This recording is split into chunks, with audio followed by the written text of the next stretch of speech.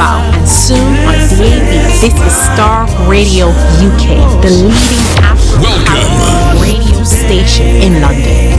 The peace of God shall dwell in my heart.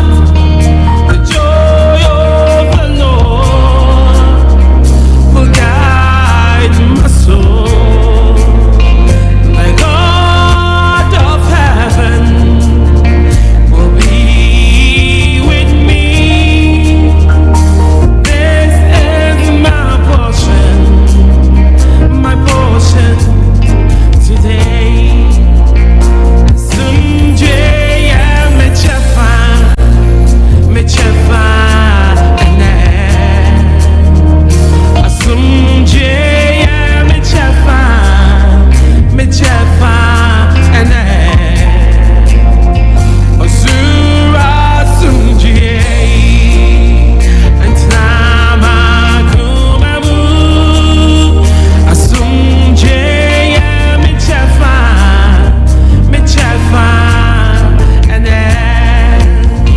Nanijaya mechefa ene. In your car, at work, at home, on your smartphone.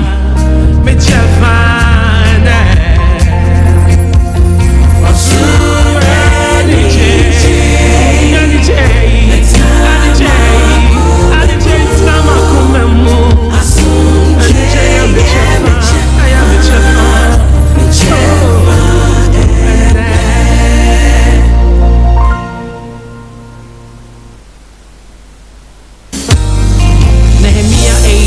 in your car, At work, at home, on your smartphone.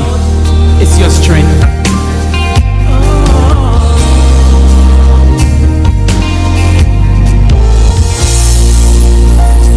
This is my portion today. This is my portion today. The peace of God dwells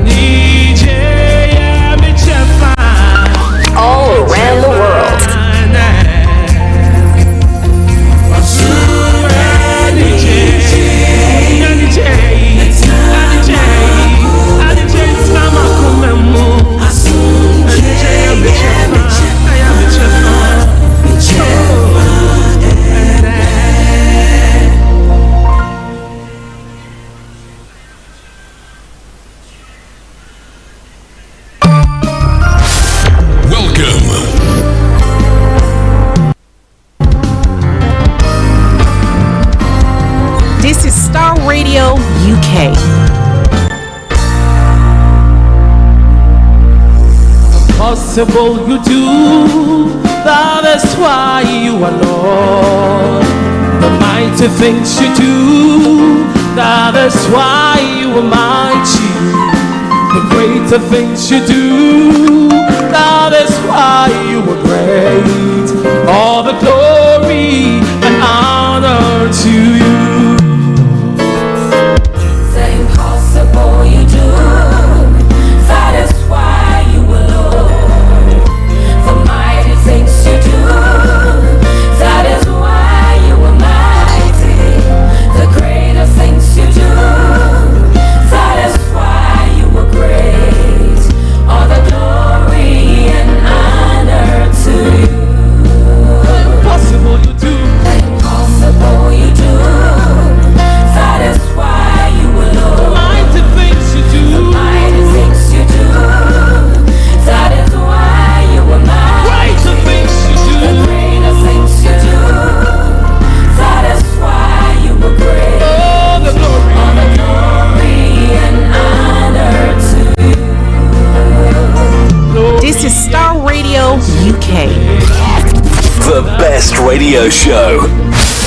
Welcome. Only the best music.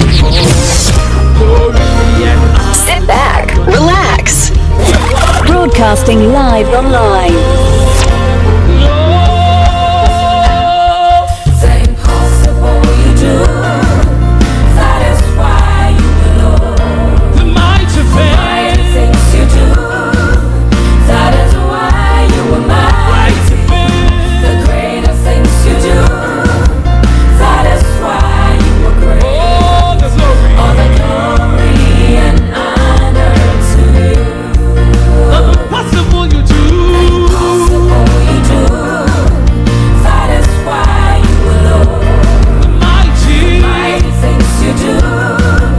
That is why you are mighty. Greater things you do. Greater things you do. That is why you are great. All the glory and honor to you. Your name is higher than other name. Victorious in all your ways. In your name we overcome. You are Lord. Your name is higher than other names. Glorious. Glorious in all your ways. In your name we overcome. You are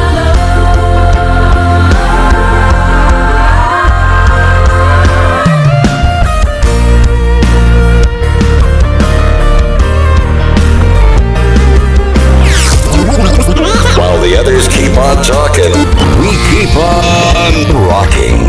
Sit back, relax. Welcome. The impossible you do. impossible you do. That is why you are Lord. The mighty things. Mighty things you do. That is why you are mighty. Greater. Greater things you do. That is why you are great. All the glory. All the glory and honor to you. The impossible you do. Impossible you do. That is why you are Lord. The mighty Things you things. do. That is why you are mighty. Greater things. Greater things you do. That is why you are great. All the glory. All the glory and honor to you. All the glory. All the glory and honor to you. All the glory. Glory and honor to you. All the glory. All the glory and honor to you. All the glory. And honor. You are Lord. The mighty things you do. This is Star Radio UK. Welcome. The things you do. The greater things you do. All the glory. All the glory and honor be unto you, the Most High God. You know what? What a day to be alive and to be amongst the living. That's why I'm filled with joy, passionate when it comes to what I do. But you know what? No matter what happens in life, give thanks. Because at least we are 6 feet above the earth, not beneath. Let me give you a heads up of what is going to happen. But before that, let me say a big thank you to the Almighty God for the mercies He's shown us, extended to us, and made it possible for you and I to be here. You know what? I am super excited. It's been a long weekend so far. Counting from Saturday, the big thing happened. Congratulations to our King, the Holy King Charles III. We say, may the Lord keep His blessing flowing upon you with wisdom to govern and lead your people. We thank God for your life, that you still keep the faith. That's the most important thing. And let me say happy birthday to Bishop, the one and only Bishop Dagiwad Mills. Hey, the Mayborns have taken it all. Bossman, yours is coming. But we're going to get down to business. And let me say, all my guests are all set. It's going to be a session that you'll never regret. I know you're going to learn more about the internal elections of the National Democratic Congress, but more so what is happening on the grounds, even though we are the diasporans and discussing what is happening in Ghana. But these guys know what you're talking about, so well vested in the knowledge when it comes to elections or governance in Ghana, leadership and all that it takes to lead a country. And so get ready. You know what? Do us the big favor for today. There's a special one for the bank holiday regularization. Oh, mine. Come on. Twist your tongue. You know what? That's what happens when you have a very long weekend. Non-stop. Little sleep, but more work. We thank God anyway for your relaxation. Why don't you share the link? We are streaming live on Twitter. That's our Star Radio UK. We're streaming on YouTube, our YouTube channel, Star Radio UK.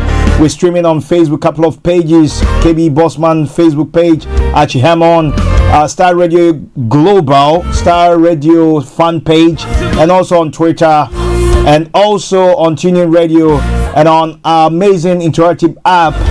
That is, you've got to download that on your Apple or Android store and listen on the go if you're driving. And I believe you're going to enjoy the session. And more so, we thank God for this day. It is the doing of the Lord, and it's marvelous in our eyes. If you're a Christian, you have to be more interested in politics than ever before. Because if you're a Christian and you sit on the fence and criticize politicians without you stepping into yourself, then you're not doing yourself a good service. Because if you lead like Daniel, you're part of the process. Change will come through you. And so let's talk politics on Faith Talk live on Star Radio UK. Bank holiday special, the 8th of May. I am supercharged. The sound in the background is from Akosio Wusua. The impossible God does. Is it going to be impossible, or is it going to be possible for the NEC to capture power? Let's go straight to my guest, and acknowledging our sponsors is going to be a good one. These men I love and appreciate and respect. And so ready, if you are, we are going to go straight to our guest, who are these two gentlemen, handsome. Let me add that to that. Not just handsome, but very, very intelligent and very filled with the wisdom of God as well. And I believe that they are going to give us a run for our money when it comes to Faith Talk. We do the hard part by asking all the questions, and also you can join the conversation with your questions or contributions online. We will not be taking phone calls. We don't basically because of the time.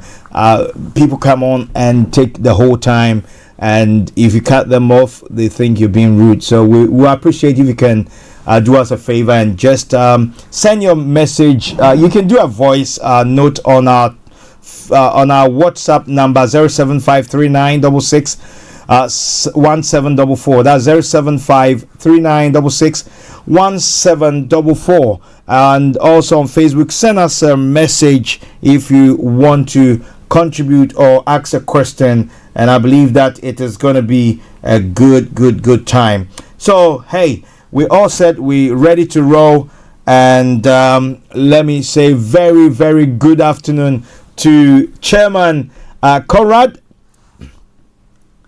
Oh, my apologies. My brother. How are you doing? Very well, Chairman. How you doing and the family? By His grace, we are well. I apologize to see I'm taking the program from the car. I came out to a Ghanaian community celebration of the coronation, but of course duty calls, so I have to sneak back into the car and try and take this. So I apologize that my background may not be optimal. No, I believe that the most important thing is that you are live on, and we appreciate your time. And so Conrad Dumbah is the current chairman for the National Democratic Congress branch of the Melton Kings. Is it Melton Kings branch? And also, yeah, actually former chairman. Apologies. My apologies. Maybe I'm stuck in the. I'm now a privileged floor member. Okay, that's fine. And he's a professional accountant, a chartered accountant, and also vying to become the next chairman of the UK and Ireland chapter of the National Democratic Congress, the NDC. And so we'll be diving a little bit into that and see how that will turn out. But also on the show for the first time on Faith Talk, a brother, a friend, very astute entrepreneur, businessman, and also filled with knowledge. He's a social activist, political and social activist. He knows what he's doing. He knows what he's about. And there are some bits I'll ask him later on. And he's none other than Fiifi Asante-Mparey. And more, let me add this to it. He's also a Cove Town boy. So that's the best part of it. That's the best. So Conrad, you are missing out. When we say Cove Town, that's Koforia boys. You know, you don't mess up with Cove Town guys, and I'm a Cove Town boy as well. So that's the good part. But hey, Fiifi, thank you for joining us and welcome to Faith Talk. Oh, thank you, KB, and thanks so much. What an introduction. I love every bit of it. Thank you. You're welcome. I believe we'll be able to do justice to the topic of what is happening at the moment. And I believe it's next week, the 13th of May, 2023, that the National Democratic Congress, the largest opposition party in Ghana, goes to the polls when it comes to internal is it MPs, that's member of parliament, I beg your pardon, member of parliament to elect in every constituency, 275 constituencies, I believe, is it 275, and also to elect a flag bearer. And even though we'll be talking about the MPs, we'll be looking more at the flag bearership context. How it's going to turn out? What are the predictions? What are the naysayers and followers and disciples saying about who becomes the next leader of the largest opposition party? So, gentlemen, thank you once again, and it's good to have you on Faith Talk. I want to start off with Chairman Conrad. The atmosphere, it looks more like the NDC is gearing up for the 13th as a game changer for the party. A day that will change the fortunes of the party. Is that what it's looking like? Absolutely, KB. Thank you very much. And a good shout out to my dear elder brother, Fiifi. The privilege to be on the same platform with you. I'll listen to the words of wisdom directly rather than I watch from afar. Outside of the studio, so I'm privileged. Yes. But yes, to your question, I think that the NDC and President Mohammed's incoming President Mohammed's all but confirmed coronation is definitely a game changer. Okay. For many reasons. I think that on the 13th, yes, we do have some parliamentary primaries running, but forgive me if I speak on behalf of many and say the biggest prize of all is on the flag bearership of the great NDC. Okay. And I think that at this stage, we are privileged to have very solid men and women in the NDC contesting for flag bearership. You have a situation where President Mahama is looking to be retained as flag bearer, and that's the world's worst kept secret. It's a complete open secret. Everybody has always known that. It was not a matter of whether he will clinch it or not. The question, I would say, in my view, is a referendum on the margin of victory. On the other side, you have Dr. Conrad, who served as finance minister under President Mahama. And actually, by the time President Mahama was the chairman of the economic management team, when he was vice president, and Dr. Dufour served under President Mahama in that capacity. And of course, we all know Kojo Bonsu was one of the fine gentlemen President Mahama selected as part of his team, who worked under him, especially in the build-up to the 2020 elections. He was very instrumental in the campaign. And so some people actually wonder, these people worked under President Mahama. And I guess that's the beauty of democracy, that one thing they have seen or not seen, they have chosen to run against him. But I guess the good people of the NDC know very well that our best chance to securing the Flagstaff House is in President Mohammed's flag bearership. And that doesn't mean that we're not being democratic. What it means is that, yes, the ritual of democracy is allowed to prevail. And I'm sure that the two gentlemen, Dr. Dufour and Honorable Kojo Bonsu, they themselves know they are not in this to win it. I don't know exactly why they are in it. I'm not suggesting that President Mohammed should have been allowed to go uncontested, but it's very clear, as the clear blue skies can say, that they are definitely very far away from winning this. In fact, people are watching out, and our opponents in the MPP are watching to see if President Mohammed's margin of victory exceeds the so-called magic 95% that someone somehow mysteriously has settled for themselves. But that is what we are looking for. And let's not kid ourselves. This is not just a referendum on President Mohammed's flag bearership. This is a day that would be totemic in terms of the fact that it's the beginning of the end of the MPP's chaotic governance of Ghana. The good people, you notice many non-NDC people, many non-political people are all tuned into this contest. Why? Because they see that the only way to save this country is by President Mohammed's return to power. We have seen how our economy has been destroyed. We have seen how society has been made a mockery of. We have seen how our social values, our cultural values have been left undefended. So much so that as we speak now, we don't even know if our government and our president is prepared to stand by the long tradition of Ghanaians in terms of ensuring that our core values on our sexuality will not change as per our laws. You know, our ability to secure a much needed IMF bailout, which has been on the back burners, or if you like, we've been working on for almost the last 6 months, and yet we don't know whether we can get there or not. The solution there is President Mahama. And so I think that the biggest prize of all, most of us will be looking forward to that. But of course, there are very interesting parliamentary primaries coming up. I see a lot of young people who are gunning to become parliamentary candidates. And I think it's good that young people come in. But for me, the key thing is we all have to be bringing something onto the table. Right. I know some have said that perhaps most of us, the young, are probably thinking this is the time to join the political gravy train. Far from it. We should be making sure we are putting people there who are bringing something to the table. Not necessarily people who are using it as an excuse to be able to, if you like, get appointments or get rich quick and so on and so forth. And so for me, the little I will start with before we listen to more nuanced wisdom from my elder brother is that Yeah. The 13th is going to be monumental in terms of setting the stage for the rescue mission. Okay.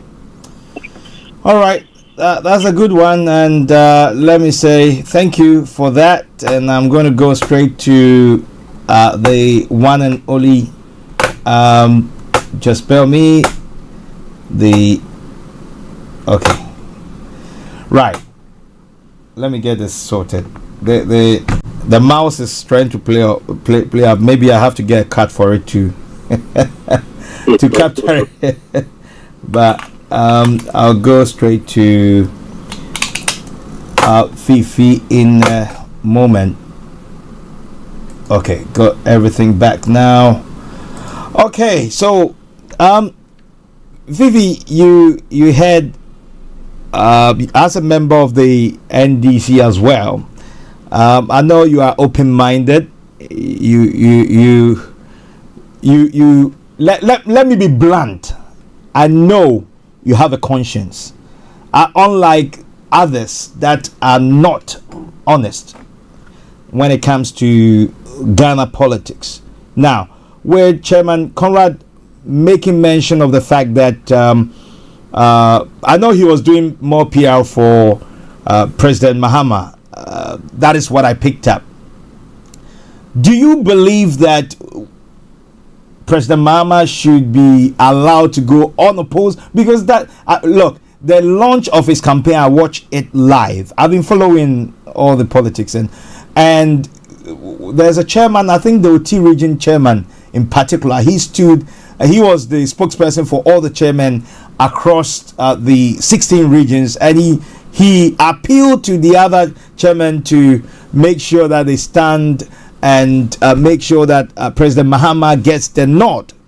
Now, my question is, it looks like majority of the NDC faithfuls are gearing for President Mahama. Do you think that is fair? Is it democratic? Is it something to something good to write home about for people to be excited that condemning the others, or in quote, trying to shut them down?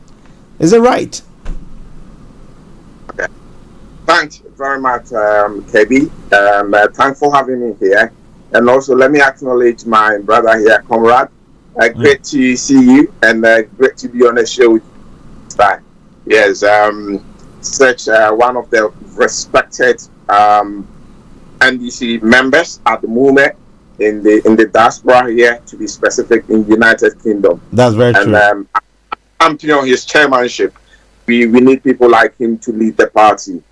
So I'm really, really champion his chairmanship. Okay. Thank you, Bossman. You've asked a very interesting question. And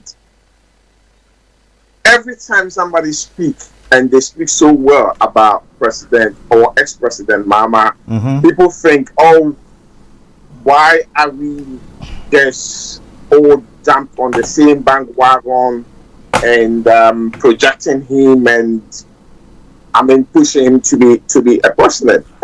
It's very simple. President Mahama is not only the answer for the NDC, but he's the answer for the entire Ghana. As we speak. Really? He's tried and tested. He's been there. He's got the T-shirt. Okay? This is a man who has held all the positions.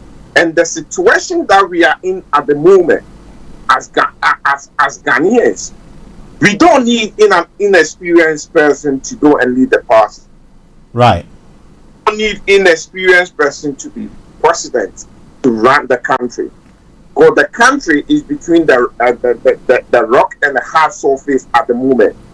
We need somebody, first of all, who can unite the country, bring everybody together, who can also, or who has also acknowledged the situation we are in, and the limited physical space that we have as a country, and willing and ready to work with it and ensure that prudence will be achieved within Ghana.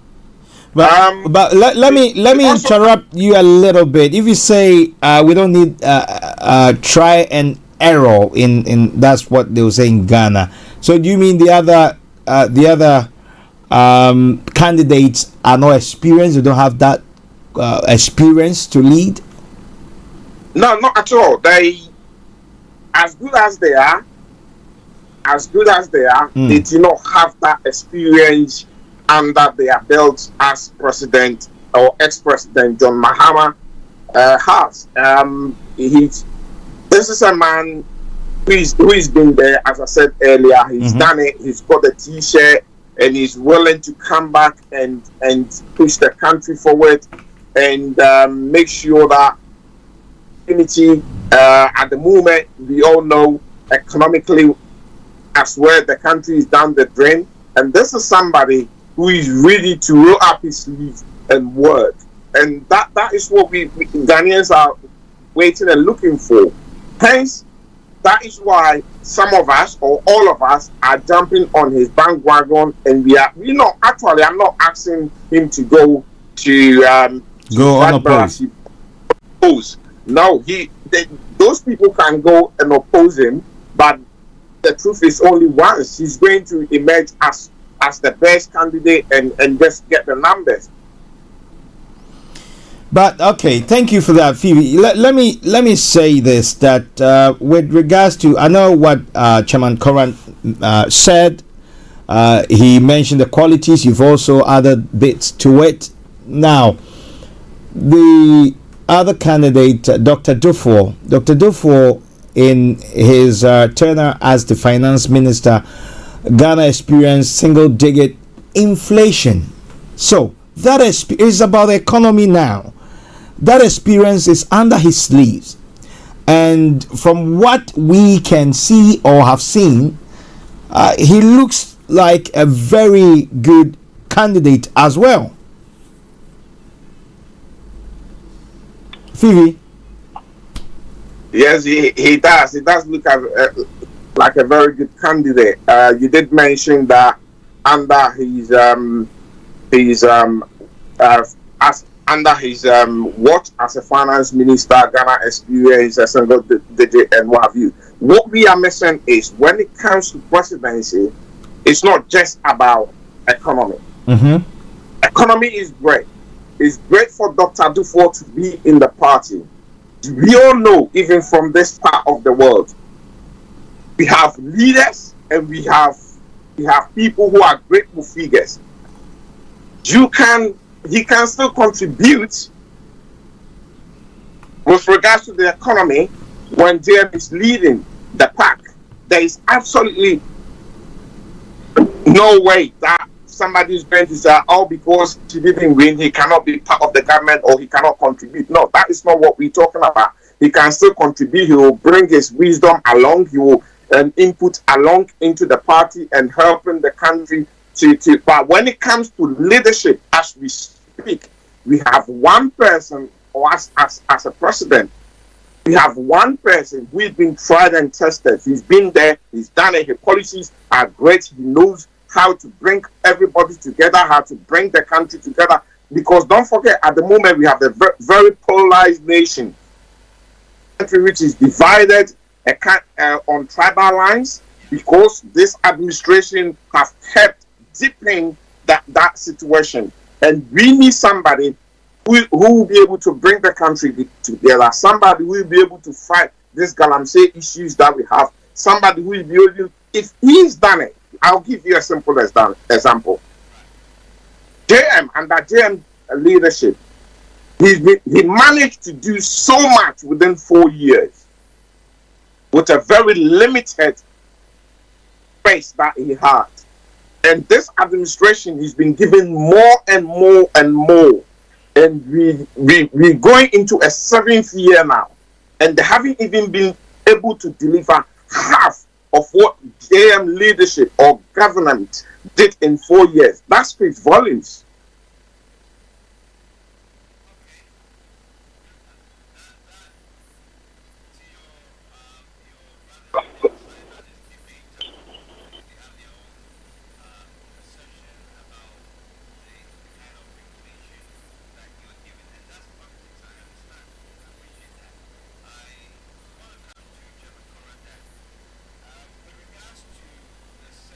Sorry, KB.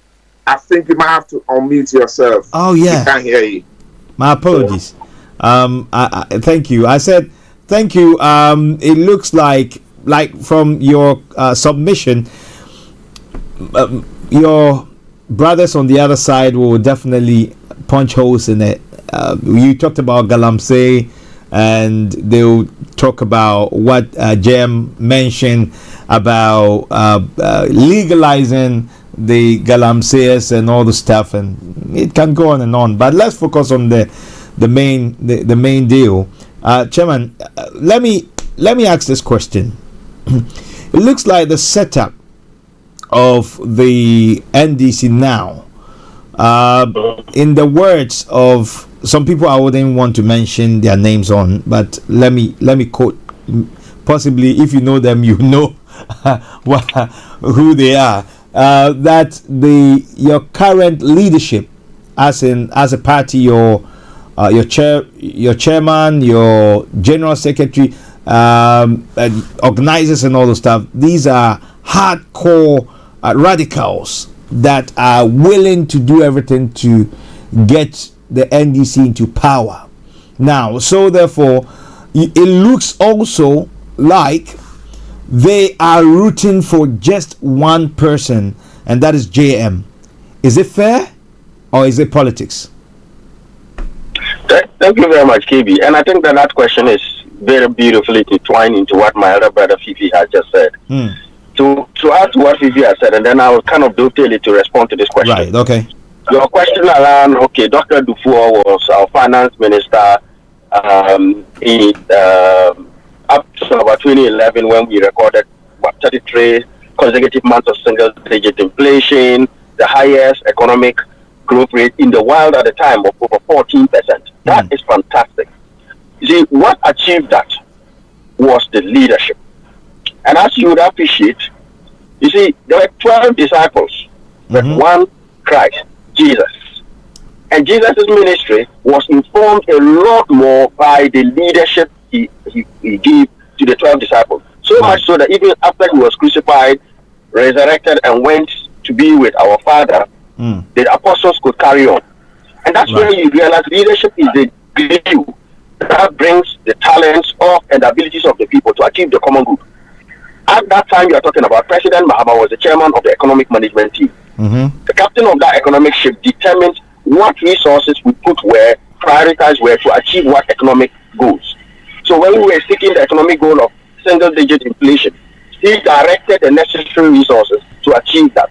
When we were seeking the economic growth as the key pillar to unlock the potential of the country to redistribute, he was the one who did that.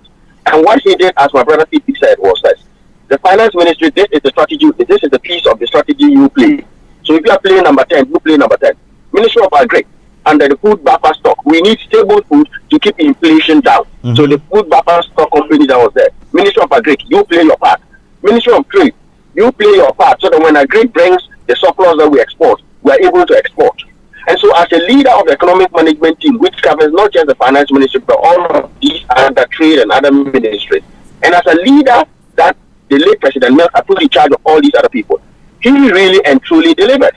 Right. And what is the, sometimes we say, if you were to take his impact out, you'll ask yourself, Honorable Kojoboso has occupied other positions. Honorable Dr. Dufour was a governor of the Bank of Ghana under President Rawlings, if my memory serves me right.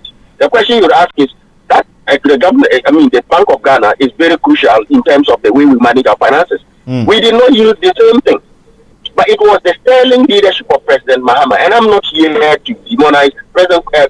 Dr. Dufour is a fine businessman. He was a good finance minister. He worked very diligently and very hard under the chairmanship of President Mahama to make sure that we deliver these economic fundamentals. And so when my brother Fiifi says that it's not about trial and error, it is somebody who has achieved it before.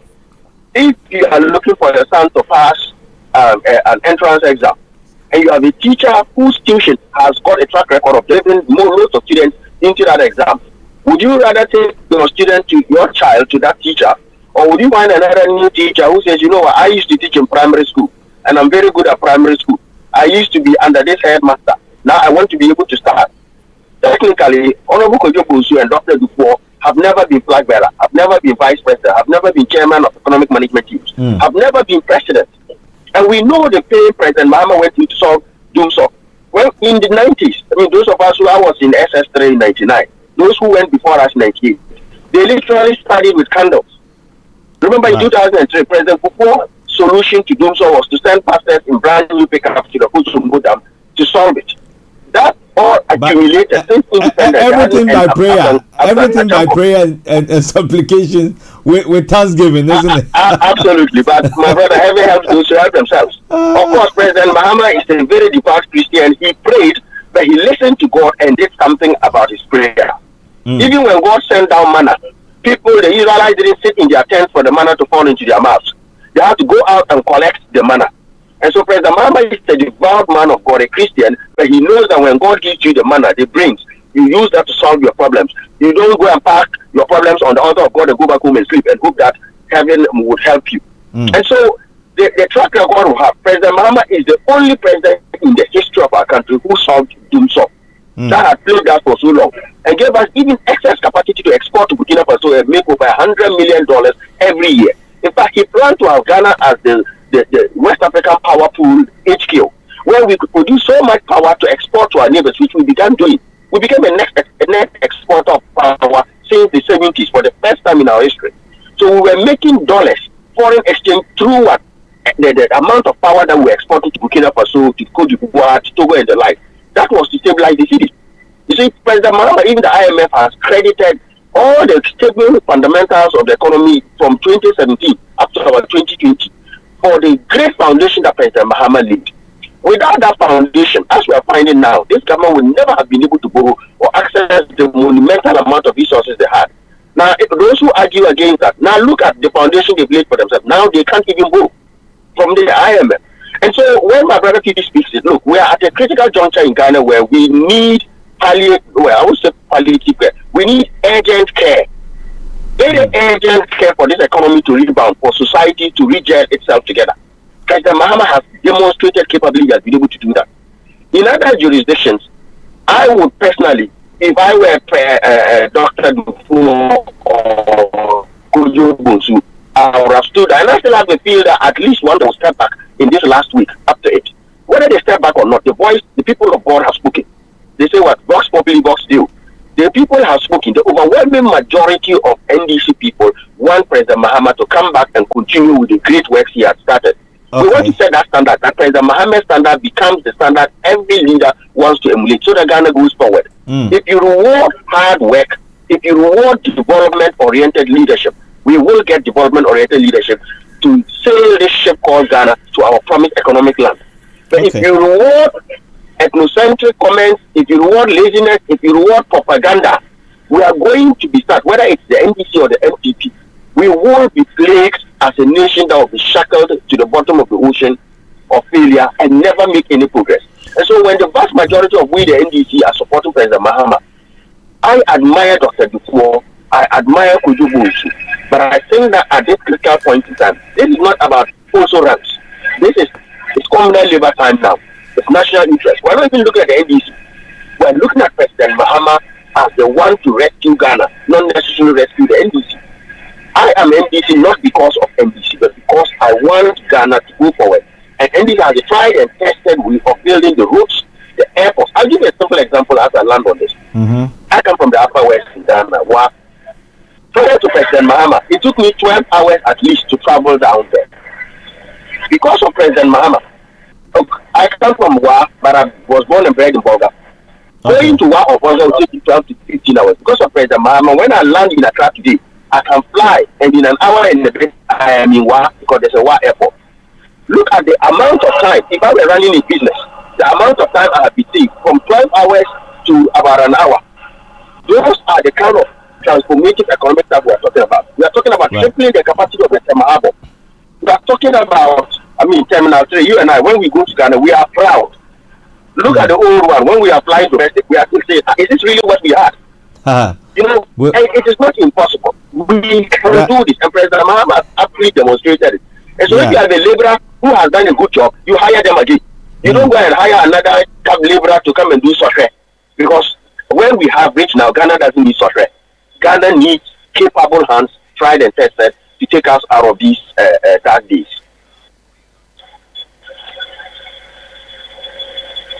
Okay, Chairman, the achievements of President Mahama, thank you for that. And you've mentioned quite a number of things. But I want us to move to the next phase of it, as in, we'll come back to the flag bearership, but then let's talk about the MPs, those that are looking to be elected to represent their various constituencies. And we know that we have quite a number of people from the diaspora, to be precise, from the UK. Now, the terrain in Ghana politics is getting better, if I can put it that way. That's the more polished way I can put it. But what do you think the people on the ground, as the candidates, I mean the candidates that are already in Ghana, and people coming from the diaspora to compete with them? I'm saying, I'm going to ask this question, and I will give you the reason why I'm asking. What is the state of play? Because there's a perception that we live abroad, and after we've gotten to a particular stage, we decide to come back home and take positions and do whatever, whilst the others that are already on the grounds have been toiling and doing all the hard work. Now, Fiifi, what is the state of play? What is your take on the aspirants going back to Ghana to compete with the people that are already on ground, as to in terms of the MPs? Because there are questions, and people are making all kinds of statements as to why people come from abroad to come and compete with these the ones that are already on the ground. What's your take on that? Do you buy into that people that are on the ground should be the ones giving the nod? Okay, thank you, KB. It's a very, very good question again, and thanks for that. Because there are certain things that, as Ghanaians, we need to be able to clarify, and that we need to be able to understand.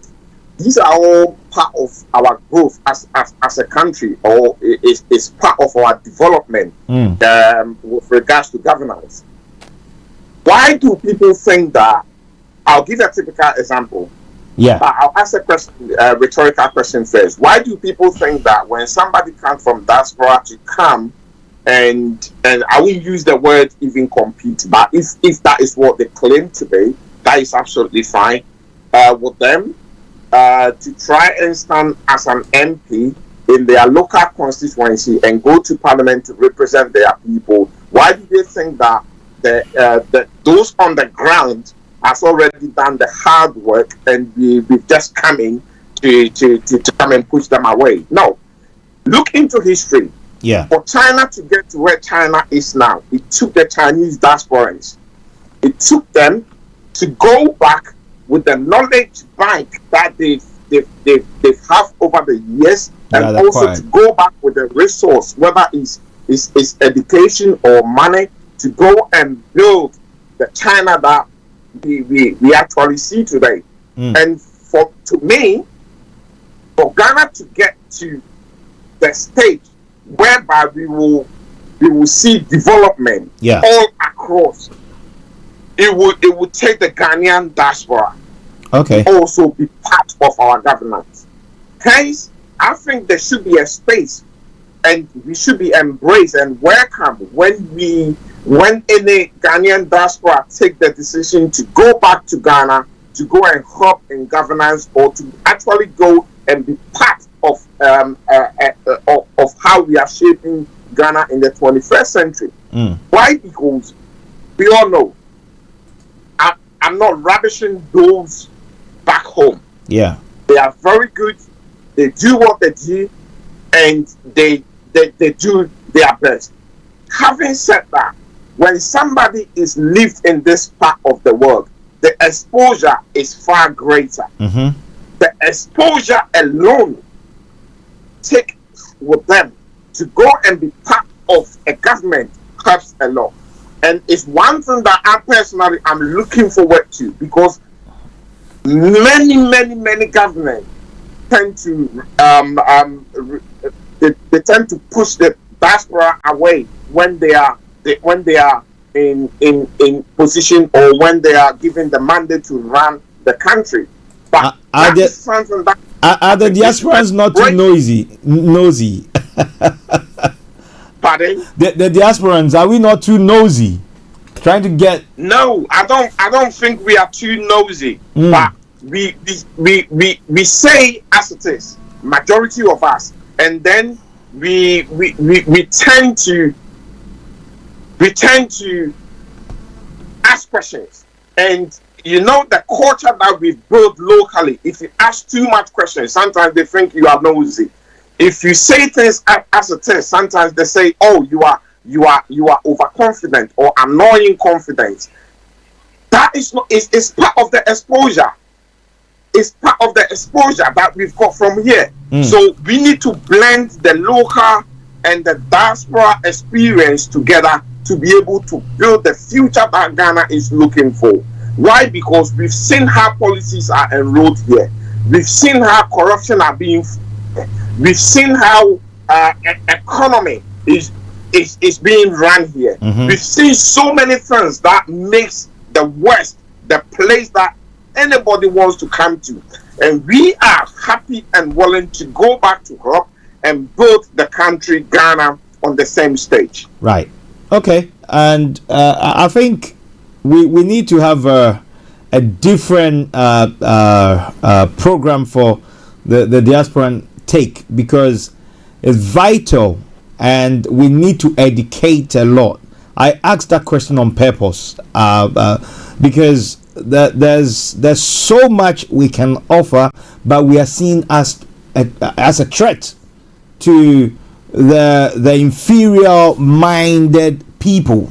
I let me put it that way, the inferior minded people that are on the ground, because they think that we have not toiled enough to be given the nod. And there's a country in Africa that are practicing, they've been able to lobby to get a part of the cake, of the national cake, and they are contributing and they are doing amazing to the economy of that particular country. So it's something that we'll have time and have a bipartisan discussion. Absolutely, baby. Yeah. Absolutely. As you said, I see as a poverty mindset kind of perception.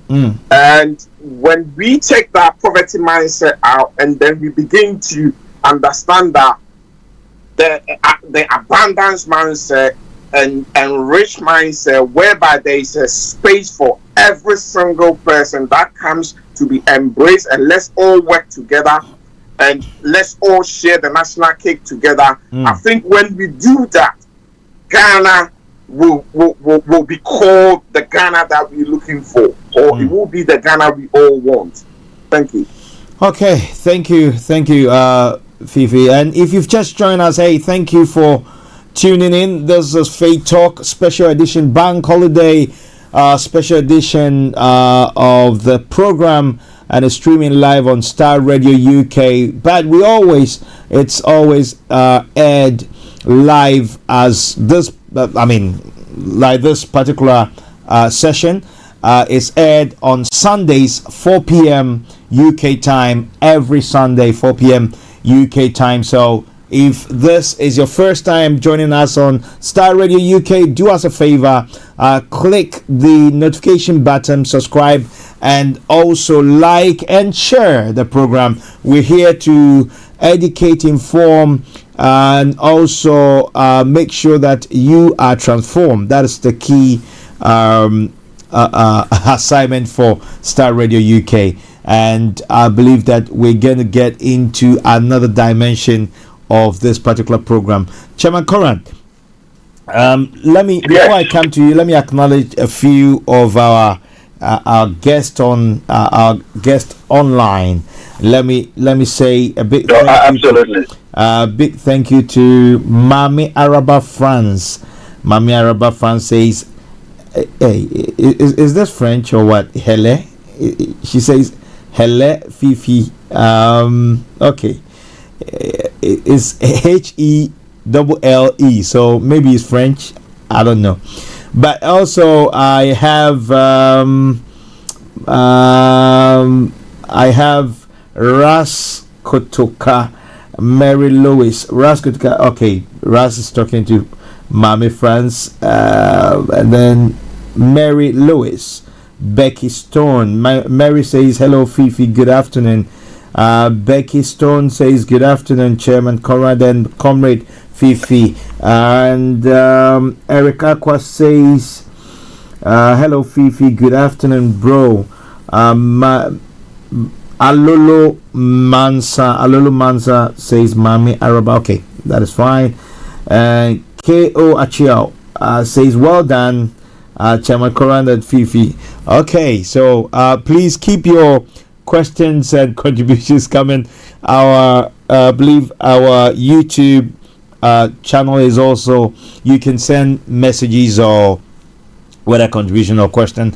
You're more than welcome. The lines will not be open. I'm sorry.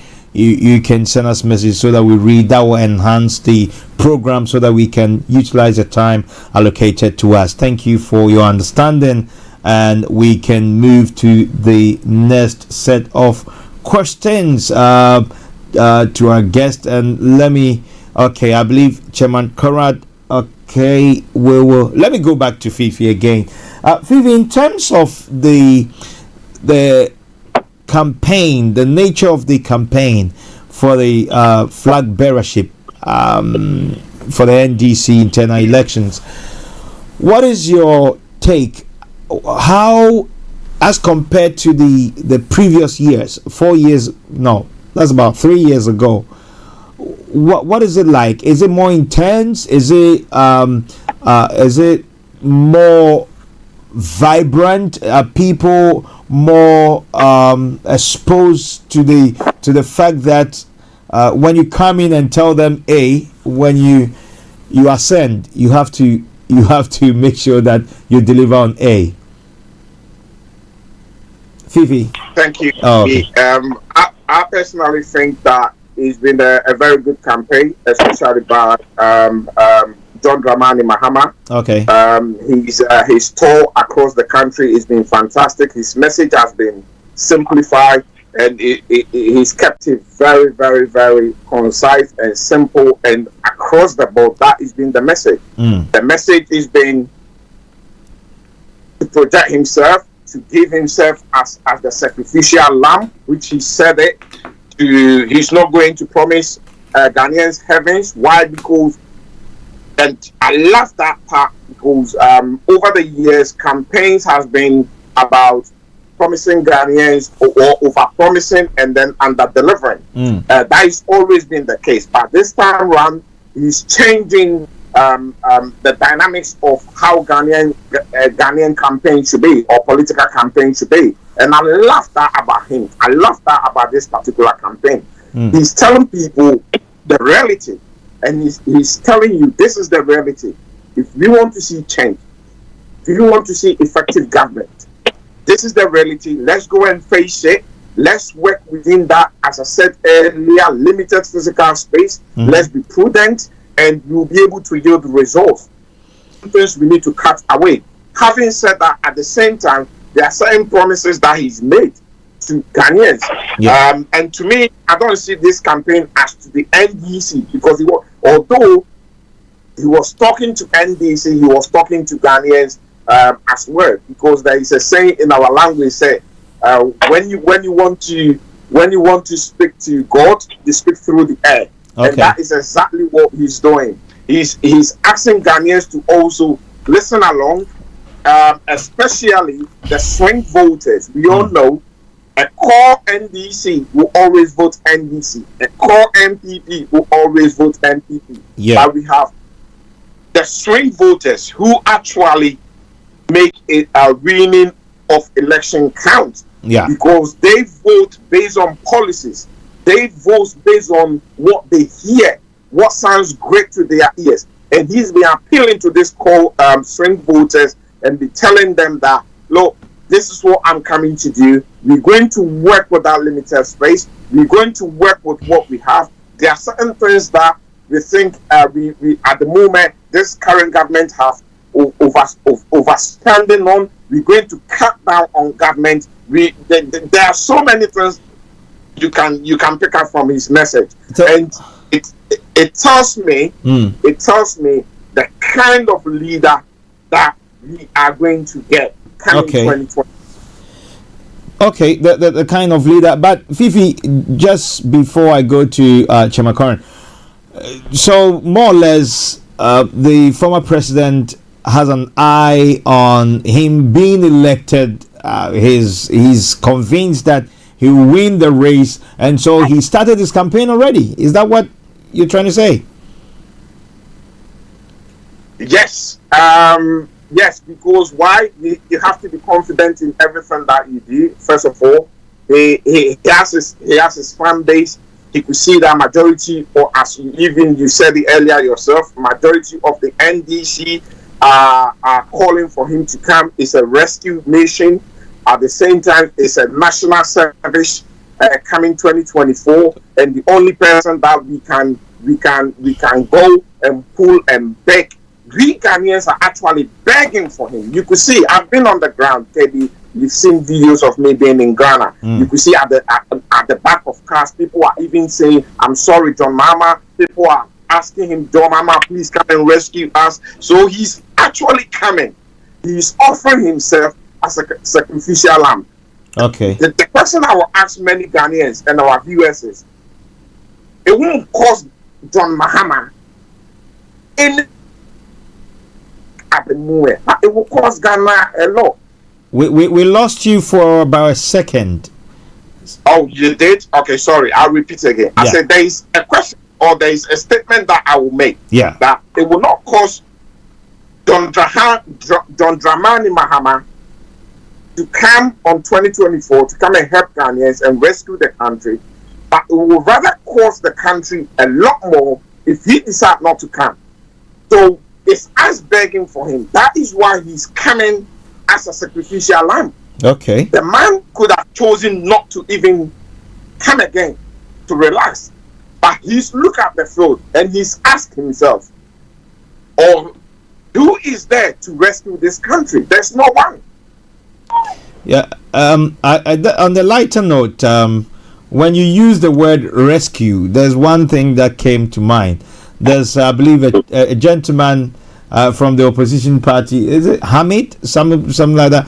That came on TV and was crying, emotional, that this country needs to be rescued. Mustafa Hamid. That this country needs to be. So please, I'll just urge you to using the rescue. This country needs to be rescued. Please. Yes, sir. I think what you need to add is that that guy cried for rescue, but Ghanaians didn't hear what he meant. He wanted to rescue his stomach. As we speak, he's the boss from the MPA. He has rescued himself totally, but he's piling more increasing the price of fuel left, right, and center, like we are playing Chaskele. So this time people need to listen. When someone says, "Let us rescue," is he saying rescue me or rescue Ghana? Okay. So all right. I'm happy I did rescue the country. Rescue the country. So thank you for that, Fiifi. That's also on the lighter note. So let me come back to you, Chairman Conrad. You know what? We're in a state as a country that it's. I believe God's intervention will be more helpful at this minute. Angels will need to be deployed to our country to help us because of where we find ourselves now. Is the NDC the alternative to leading Ghana out of where we find ourselves, because there are people that will also. I watch other programs as well. They keep pulling things out from wherever they get it, as in the past of the NDC, when you were in power, you had all the time to do certain things. And why is the former president, I know Fiifi mentioned he could choose to go on retirement. He's not going to lose, but he believes that Ghana is going to gain rather than lose. Now, why should people take the NDC so serious? Because it's a critical moment, and people are looking for a third force, because they believe that the difference between the NDC and the MPP is just the initials. Thank you very much, KV. I think, to be fair, anybody who says the difference is the initials probably hasn't taken a proper look at the record of the two parties in government. Since 92, both parties have had the privilege of ruling this country.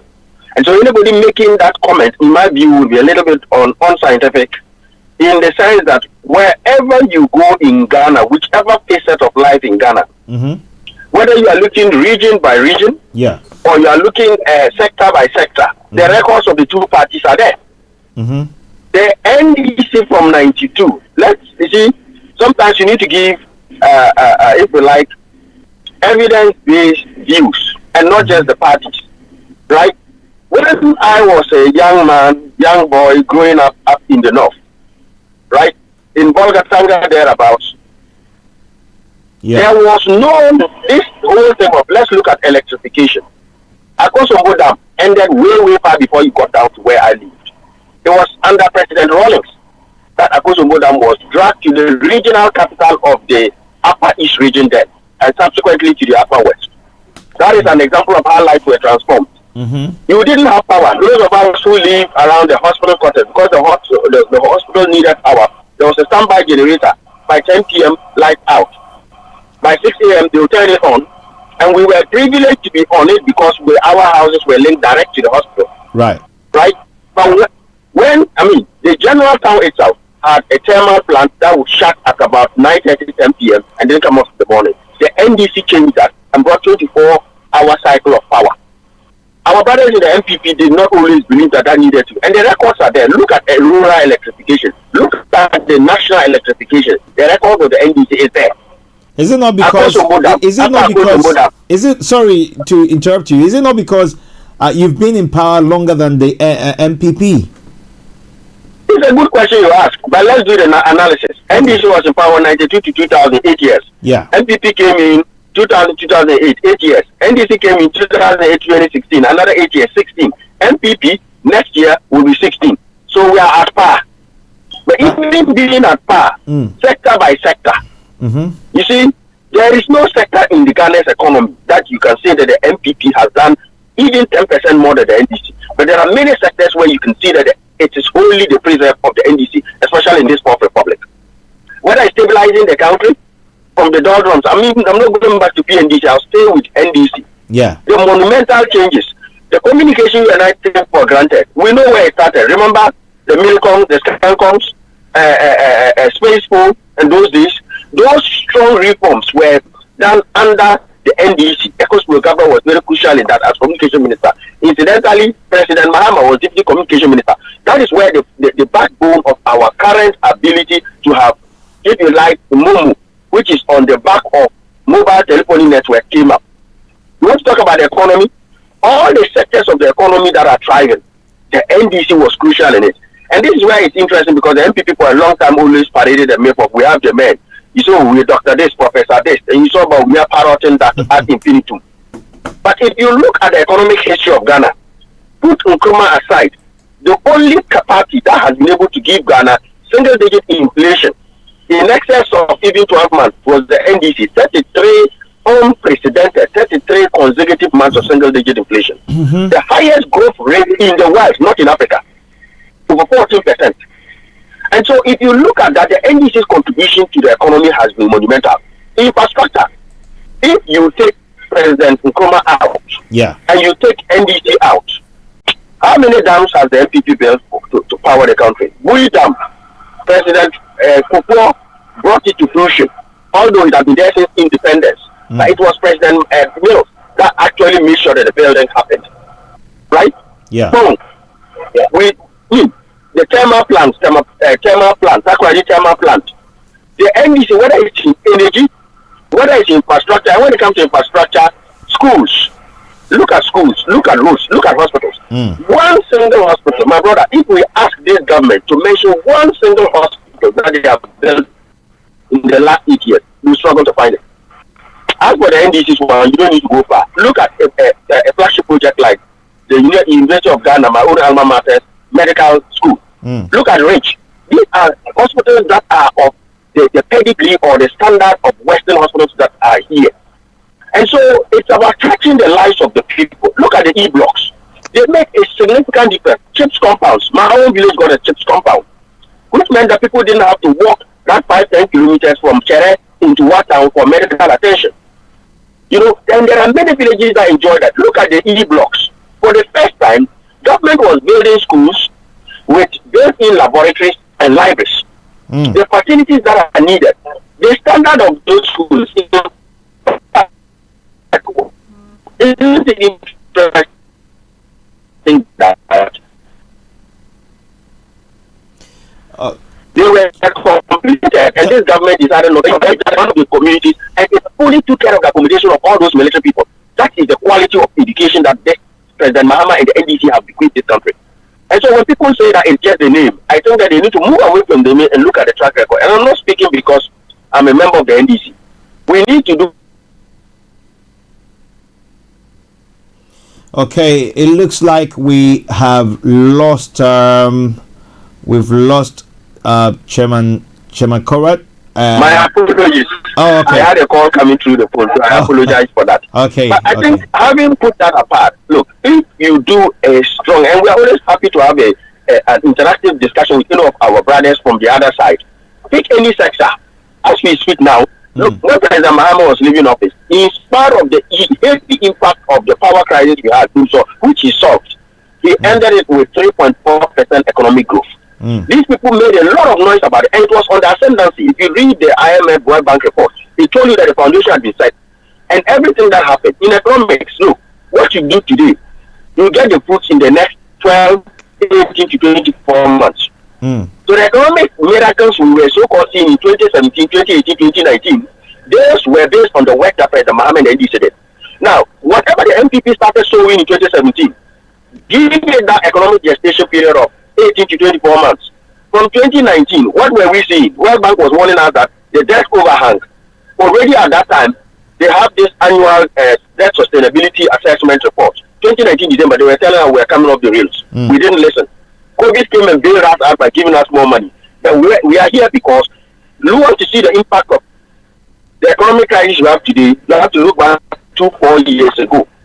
You take the U.S. banking crisis. One of the root causes is because President Trump over-liberalized and removed some of the protections for banks that allowed banks to go ahead and vote. When was President Trump in power? You work out 2-3 years later, we are now in suffering the impact. So the mess you are suffering here is because of the economic record of the MPP. Equally, you want to see the mess. Look, in 2009, we inherited single spine with an economy that the president of the World Bank had written off as kaput, and we revived it. So the MPP has a track record of economic delivery, while delivering for the people, the masses, hospitals, schools. A country does not develop based on how rich your people are, but based on the fact that you can walk to your GP, as we see in this country. You don't need millionaires, but in your community you can walk to your GP. Health is brought to you. Education is brought to you. Health and education, these are some of the two most crucial, if you like, social interventions. And by God, a country only develops based on the progress of these people, based on the progress in education, based on the progress in health, based on progress in jobs. Here we have over 13% unemployment rate, a record in the Fourth Republic. And so the NDP has got so much more. And whenever we get dissolution and start saying they are all the same, we need to take a step back and work out to say, this man and that man, they all had the opportunities. Compare and contrast and say, who's done well enough for you to keep rewarding them, so that the other one will learn from it. You don't just change a government because they have been there for long. You need to change the government because they are not delivering on the people's mandate. And when they keep delivering, you keep it there. So now, very quickly on the question you asked my brother. Yeah, but if you if you say that, then that means people will have to vote for the Conservatives in the UK. I mean, I understand what you're saying, that you don't just change government for the fact that they've been there for long. But then complacency starts to set in when you leave people in power. I mean, power is like alcohol; it can get into your head, and you start working.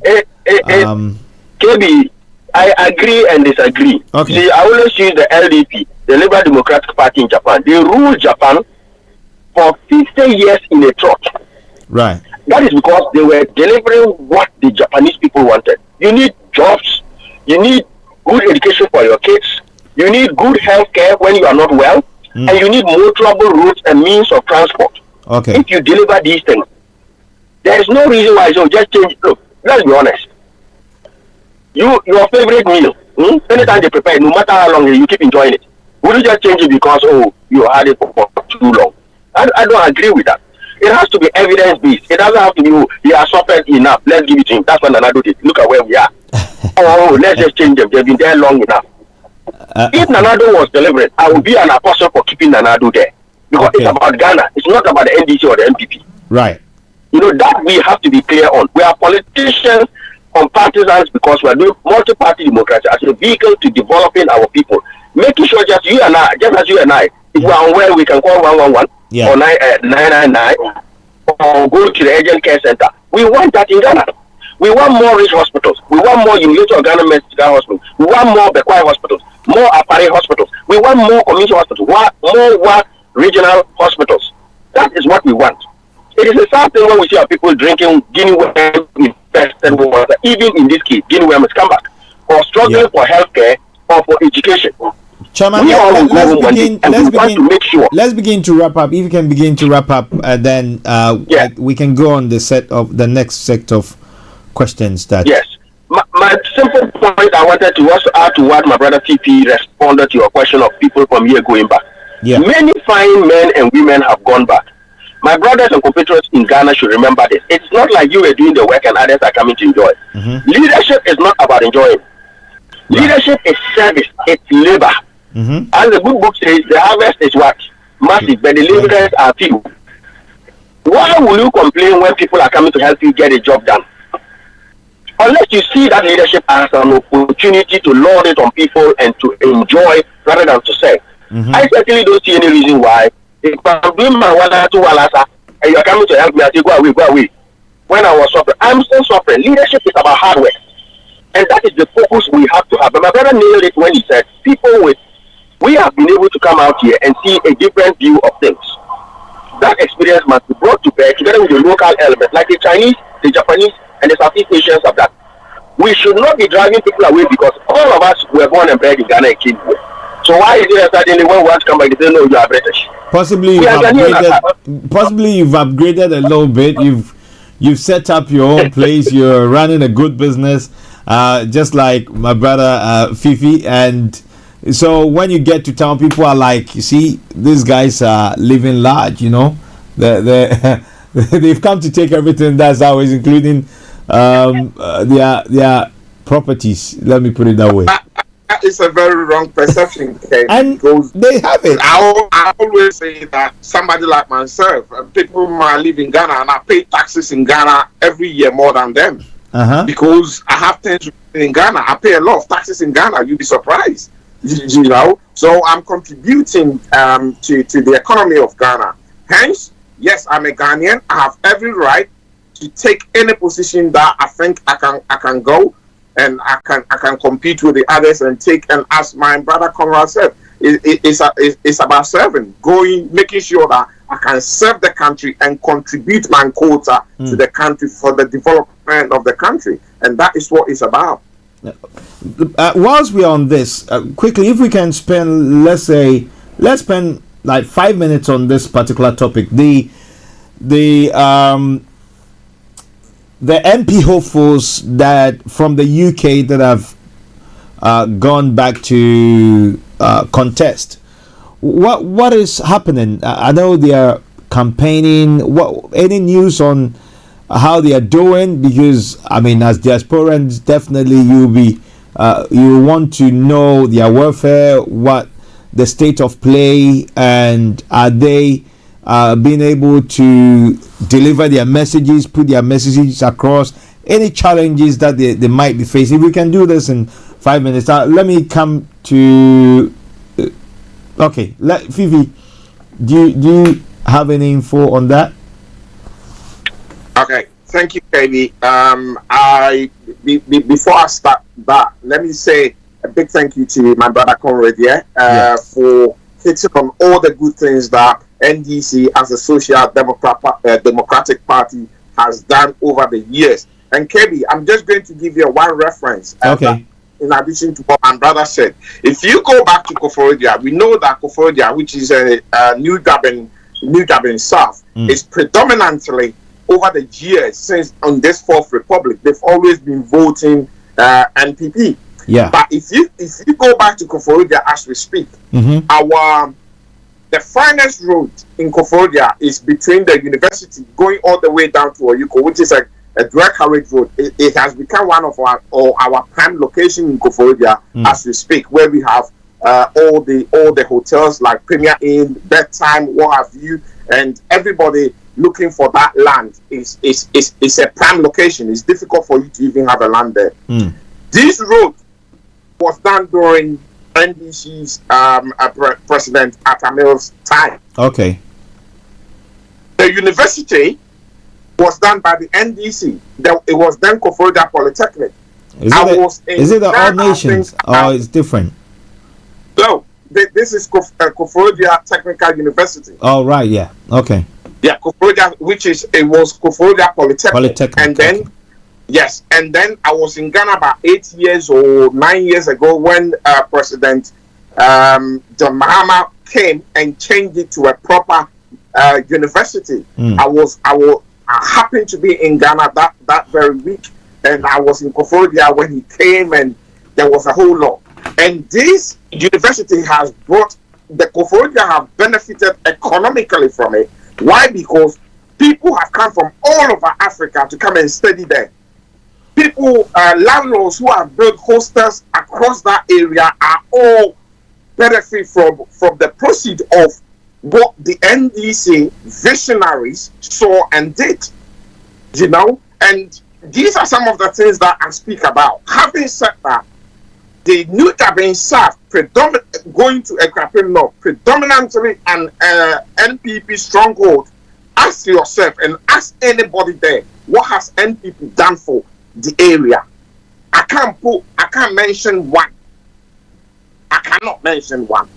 So these are some of the things that we have to see as people. These are some of the things that we have to see as Ghanaians, and then begin to vote based on policies, based on ideas, based on the leaders, the visions that they have, rather than balance. And I'm happy that whilst I was down there, they are changing their mind on these things. Okay, but that is it, by the way. Yeah, okay, that's a good point, and thank you for that. But do you think that, you see, the analogy you've given, what you've brought to bear with regards to the university creating that environment for the economy of Koforidua to thrive, do you think the indigenous people, do they even have that understanding that things are changing because somebody started this?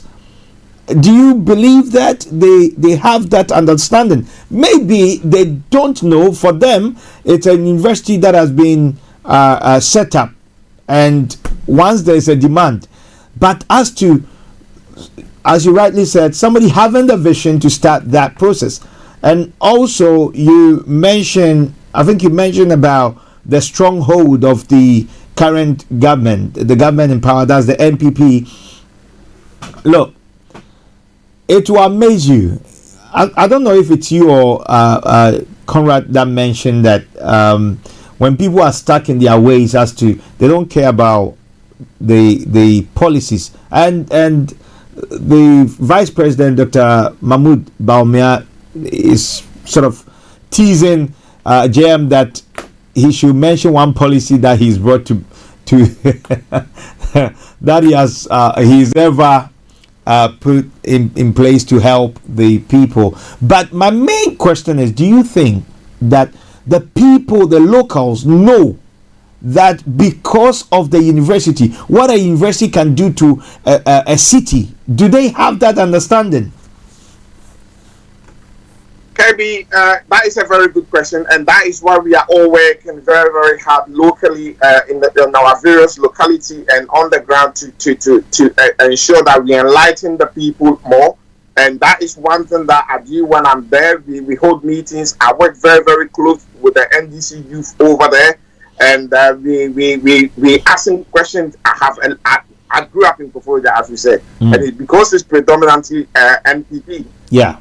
Almost everybody around us is NPP, and we are hammering some of these things. We are giving them the education, and when you ask some of these questions, they begin to think. And I believe that all of us is an assignment for all of us to do. Why? Because if we don't begin as a country to begin to think on those lines, then our development will take years, because it takes the people to be enlightened. It takes the minds of the people, the paradigm shift to kick in, for them to be able to know how to vote.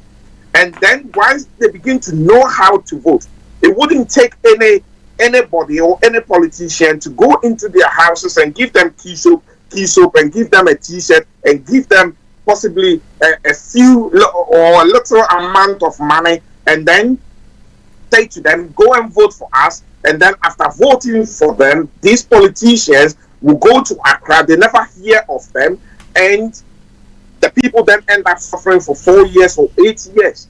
This is the perception that we are changing. These are the minds that we are working on. So hopefully, as we use your bigger platform, this Star Radio platform is a very big platform. It goes all over.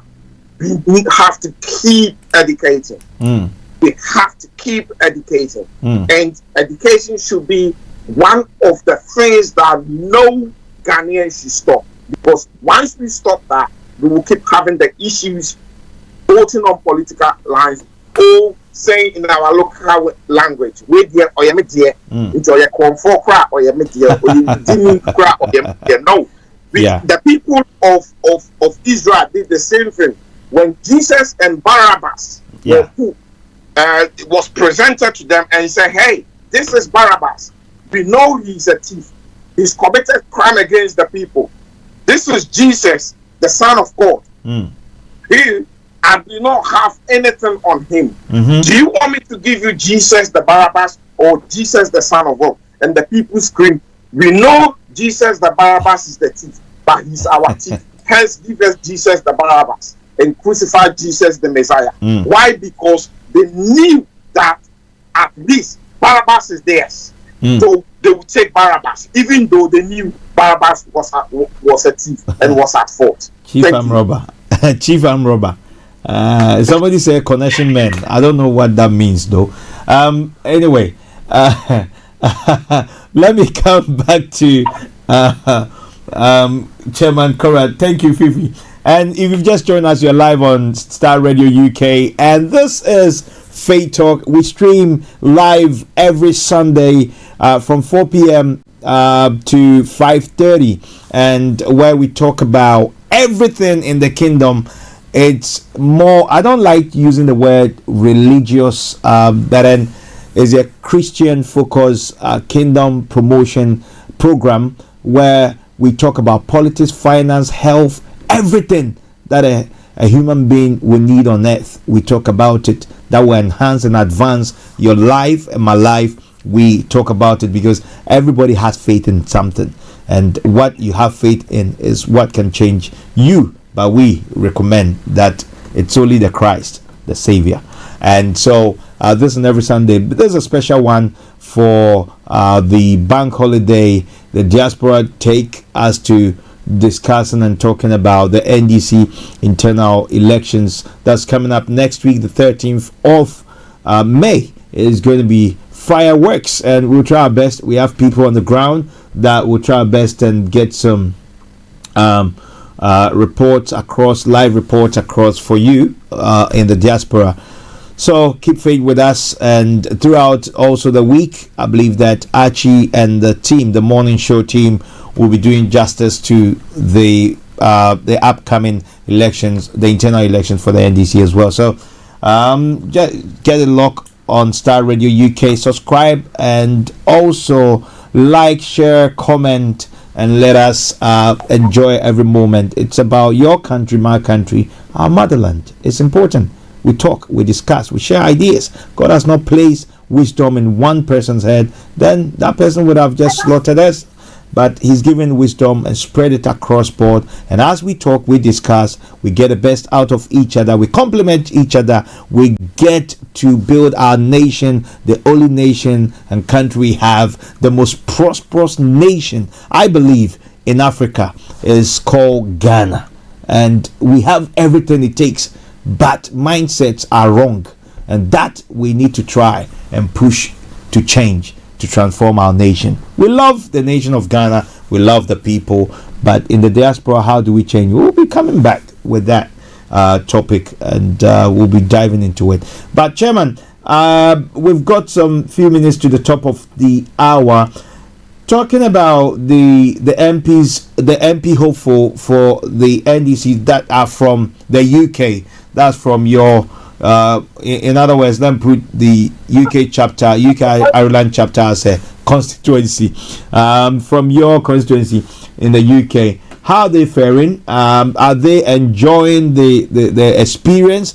Are they struggling? Are they being opposed? Are they thriving? Do they believe that they can make it? They can make an impact. They will succeed in becoming, the representatives for their various constituencies? Thank you very much, KB. I think ordinarily after the very powerful sermon by Bishop Fiifi, you shouldn't have allowed me to come in again and do any anticlimax. But I'll crave the indulgence of His Eminence Bishop Mparey after the sermon involving Jesus and Barabbas to just make some wildly mundane points. Yeah, I think that it's I don't like using the word unprecedented because it's been abused so many times. But never before have we had so many people from the UK going to Ghana to contest. Okay. And it talks to the depth of talent that we have here. You know, right from the uppermost part of Ghana, right down to the eastern coast and the western coast, we have people there.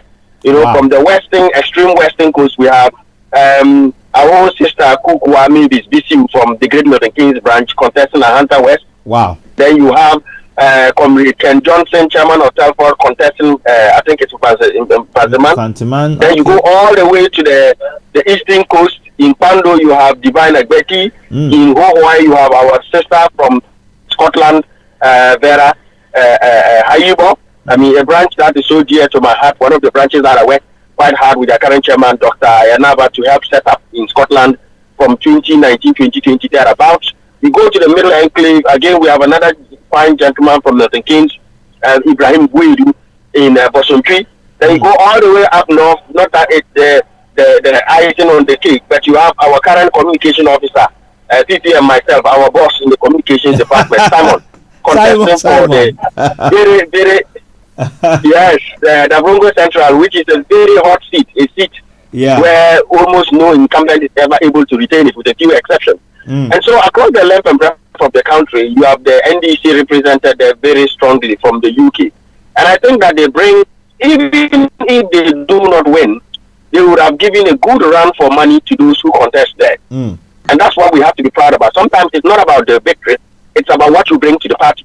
I mean, personally speaking, I always say, if for nothing at all, I pray to God that we win this chairmanship in the UK. But our ability to focus our elections on a manifesto, on things we want to do, has forced other candidates to do same. And I see that happening with our candidates who've gone to Ghana. That is the kind of politics we want, not just NDC, MPP, but national, where it's not about the person, it's about the people. It's about the entity you want to lead. Where do you want to take it from and where do you want to lead? You need to give a report or you need to give a vision of what you want to do so that you can be held to account. And if you fail, you'll be checked out at the next level. And so I'm proud, and I know many of us are proud of the great men and women who have gone home to Ghana to contest. They have my utmost support. Every single one of them, I have reached out to give whatever support I can, moral words, whatever it is. But we should be proud that we've been able to bring men and women. It is not easy. It's not for the faint-hearted to even dare to go and contest in Ghana. Yeah. And so I think that the prospects are bright. I expect that perhaps we will have at least 2 to 3 who will make it, and then we can support them further to wrest the seat from the MPP and work in NDC to retain it in the House so that John Mohammed's work will be easier. We need a massive majority in Parliament to make the changes he's talking about. The changes of making sure that you and I, if you choose to go to Ghana, you don't have to renounce your citizenship in order to be able to contest any parliamentary or presidential. I know we had, for the first time, we had a presidential candidate from East London branch. Even though he pulled up, at least he has left his mark there. That's Honorable Ernest Kobia, whatever we may think. Okay. But he dared to go in there. And so the UK is stalled because we are growing, and that is precisely why we need to make the UK something that Accra can take serious and be proud of. We need to stop the kind of jokes that is running around here. For Christ's sake, the UK currently is a very pale shadow, a ghostly resemblance of the once mighty UK. Our best days are ahead of us. And if we can get great men and women to go to Ghana, surely we must be able to get people to lead us. But and I think Chairman, let me, Chairman, please bear with me. Let me chip this in. Can you hear me, Chairman? That none of us should be given an appointment in Ghana until we pick our home country. Yes. Yes, sir. Let me, I mean, once you're on this, I was going to ask, but once you're on this, let me say this. One of your ardent critic has said that the UK chapter NDC is not organized enough to help the main or the headquarters, let me put it as in the ones in Ghana, to wrestle power from the MPP. Is that what you're trying to put across? Are you set? In this current state, it is easy to see why they say so. Because if we are struggling to even hold a simple election, a simple election amongst ourselves, what credence do we claim to be able to mobilize to support Ghana? So it begins at home. So I can see why the person has said what they have said. Yeah. Whether I agree or disagree, it's a different point because they are entitled to their views. Views are like noses. Everyone is entitled to one. Yeah. But I think that statement allows us to look ourselves in the mirror and say, how is it, right, that the UK, when it comes to having elections, things get worse each term. 8 years ago, it was a bit of a delay. 4 years ago, there was delay, but it was not as acrimonious and complete more of a basket case as we have. Now we are really kaput, if the word kaput is used. Where you have, I don't want to get into it, but our ability to stand up from these ashes and get ourselves taken seriously will be because we want to do good by this NDC. And for me, I think, look, Accra should make it clear to us that nobody in the UK, those of us running for power, hoping that will allow us to get appointment in Ghana. No. For the next 4 years, let's sit home here on the north step. Let's face ourselves. None of us should be given an appointment in Ghana. Let us not see this as a stepping stone to positions in Ghana. If you run for the UK, you should be looking to fix the UK. Because we have used this as our ladder for so long. Many times someone uses the ladder, they chuck it away. And all the mess we are in is because some people think it's a matter of do and die. This one is not a matter of life and death. It is simply about a vision to transform the UK and make it better, fitter, to be able to support the change agenda in Ghana. Nothing more, nothing less. And anybody who disagrees has no place here. Because this is not a stepping stone to something. This is an end in itself, and we must begin to take ourselves serious. If we can hold ourselves and hold a simple election in the UK here, we have no business going around shouting in Ghana. We have to work with ourselves. Begin at home. Okay. I mean, our time is almost up. I'll come back to you for your closing remarks, but I'll go straight to Fiifi. And Fiifi, your closing remarks with regards to the NDC internal elections, and also what Chairman Conrad has just mentioned, that's a whole topic to discuss. And so, your closing remarks, what people should expect on the 13th of May, that's next week, Saturday, and the expectations of Ghanaians as well, in general, that the opposition is ready to lead this country again to better their lives. Is it possible? Are we hopeful? Let's see. So, my question, your conclusion, please. Okay, thank you, KB. Thank you for the opportunity once again. And thanks a lot, my comrade. You've spoken really, really well, very, very articulate. And as the scripture will say, once you've given me the pastor, I might as well just go with that. those who have ears should listen. Yes. You are not. Are you wearing white? Yes, not everybody listens. Fiifi, you are not wearing white, and you're quoting. Okay. you go on. You know what I'm talking about. So okay. I do. Okay. Thank you. Saturday the 13th May will be a great day. There will be winners and losers. That is one thing that we should note.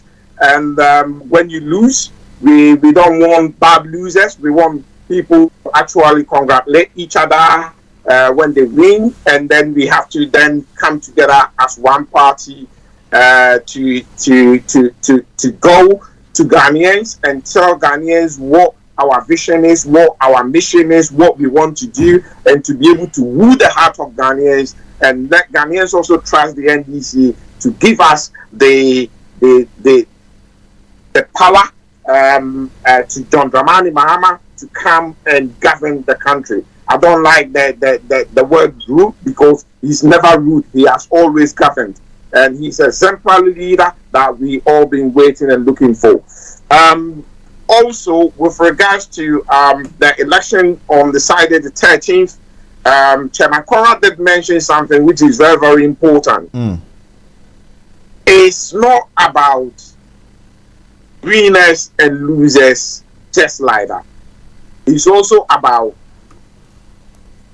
this time round, those diasporas who have left the diaspora and gone on the ground have shown, what they've done is they've shown, first of all, what I call it a national assignment. They have Ghana at their heart.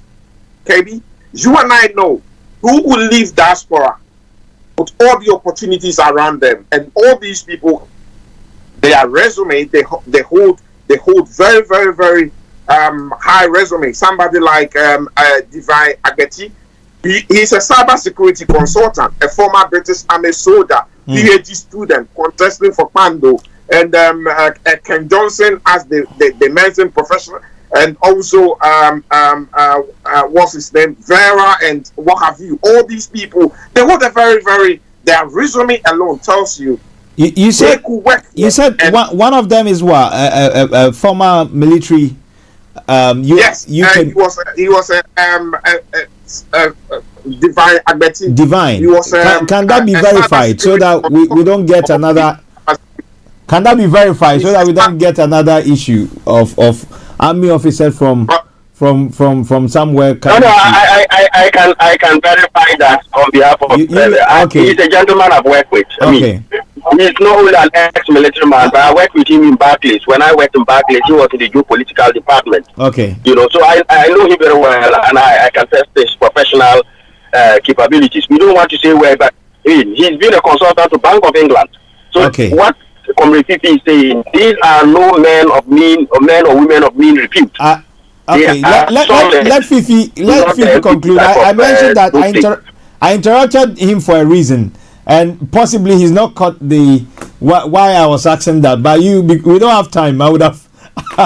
I said that. No, I get it for verification's sake. Yes, exactly. And we don't want any surprises anymore. Men and women of high caliber. They are one of the finest brains that we have in the NDC as a party and within our Ghanaian society as well, who are happy to go and serve their country. They are going to give our guys on the floor or locally back home a very good run for their money. And I look forward to that. Why? Because even if they don't win, what they've done is they have raised the bar of our internal elections. They've made a statement. And is going to serve as a deterrent for the guys on the floor to say, hey, if we don't do our work right, if we don't get our act together, if we don't work well, we know that coming to election, the Ghanaians in the diaspora within the party will come and then they will ambush us and they might possibly take over. So it's to me that alone is a very good thing that some of our colleagues or comrades decided to do, and I applaud them. Not everybody have the courage to do such, and all of us will follow suit one day. Wonderful. That'll be a good thing, because I believe that, as you rightly said, and there's a country that in East Africa they've done it and they are benefiting. We'll share it one of these days because of time. But I believe that our expertise that we have acquired here, it will be better used back home as well. But the people on the ground, the mindset, that's my challenge. Chairman, your closing remarks in terms of the elections on the 13th, and also the state of affairs when it comes to verification. We don't want any surprises. We know what has happened in the past. Well, thank you very much, KB. I think that, look, for me, I expect that President Mahama will have an emphatic victory for the good of Ghana and the NDC. Ghana first. I expect that, fingers crossed, we will get at least 2 or 3 of our comrades from the UK sailing through. The prospects look very bright for some of them. I know some of them are standing in constituencies where it's very difficult. Yeah. But I know they will, if they do not sail through and win, they will make a significant mark and impact. They will leave a mark there. That will mean people will see that, look, we may be in the diaspora, but we are very much in touch with our people on the ground, very much supportive of our people, and therefore when we throw our hats in the ring, the people will reciprocate and appreciate the efforts that we have. I'm confident that by and large it will go on without any serious events or, if you like, incidents. And of course, in democracy, if anybody disagrees with the verdict, they are entitled to go through the internal procedures. Hopefully, there won't be so much bitterness and rancor such that after this election it becomes difficult for us to gel together. Right after the 13th, we all have to start focusing on the bigger prize, which is securing the future of Ghana. Nothing more, nothing less. So we must all be single-mindedly focused on that. But I wish all the contestants the best, and I'm sure next week by this time we will know everybody's smoothness level. Thank you. Like God bless all the cherished listeners and your studios. I like that, and let me say this: the compliment for the NDC for this particular upcoming internal elections. I've been glancing through some of the candidates, and I am shocked. At the same time, it pleases me that certain people that in the past, talk about 25 years ago, there are people that would not want to even associate themselves with the NDC because of their tribal backgrounds or where they are coming from. Like what Fiifi mentioned, somebody from, let's say, Koforidua, and you in quote, you are Khan, and you're standing on the ticket of the NDC, you are seen as blah blah blah blah blah. Let me put it that way. I believe we all understand. So, and also the quality. When I talk about the quality, the background of the candidates that the NDC is putting forward, wow, 2024 is going to be, we're going to be on grounds, and I believe it's going to be a good run for the MPP, and most importantly for Ghana to have a better crop of MPs to steer their affairs and make better laws for the nation, for us to get ourselves up and running, because we have a great nation. We have a nation that God has blessed us with almost every single mineral, or talk about natural resources. So why should we be failing? Why should we be going around begging as if we are beggars? Or, I mean, in other words, we claim to be the princes of the Most High, but then we are walking whilst the beggars are riding on horses. Is it right? Is it something that we can be boasting about? But we'll do a second part of this program to review the outcome of the elections, and I believe we'll all be happy to see who wins and who lost. And so Fiifi, thank you ever so much for your time. It's been good having you, and I believe we'll be doing more of the politics, because when politics, we get the right people in, the negativity that is in the mind of the citizens will change, because a good person can change an environment and transform an entire society, if not a nation. So thank you for your time. It's bank holiday. The king has been enthroned, and we celebrate with the royals, the royal family. So thank you for taking time. And also, Chairman Conrad, we wish you well in your ambition to, is it ambition or your dream, or is it your vision? Which of them? It's a public duty. Is that okay? So we wish you well, and we hope and pray that God will give you your heart desire.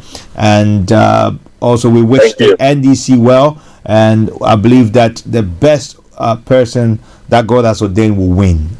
And thank you. Amen. Have a good bank holiday. I think there's still time to have some celebration. So thank you, guys, and I really appreciate it. Thank you. All right, there. So we are going to do what? Let's do this. Let's get this. If you can, if you want to dance. So my God is good. My God is good. Oh. Are you here with me?